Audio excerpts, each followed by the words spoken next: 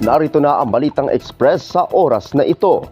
Katutubo sa lalawigan ng Palawan na pumalag sa isang minahan, tinatakot umano ng kumpanya. Nakatanggap umano ng pananakot ang mga katutubong Palauan sa Brooks Point, Palawan mula sa pamunuan ng Calmian Nickel Corporation matapos silang harangan ang tinatangkang pagmimina ng kumpanya sa kanilang lupaing ninuno.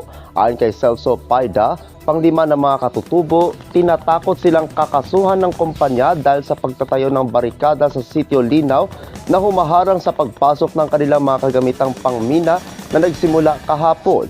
Iginiit ni Paida na sa kanyang pagkakaalam, wala pa umanong kaukulang permit para sa exploration at mismong pagmimina ang nasabing kumpanya mula sa Brooks Point LGU.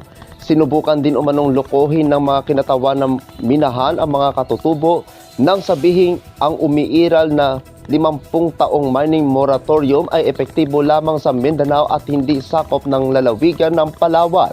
Sa kasalukuyan, nananatiling nakatigil ang operasyon ng mga makinarya ng kumpanya ng minahan dahil sa patuloy na pagbabantay ng mga katutubo sa kanilang itinayong barikada upang protektahan ang kanilang teritoryo.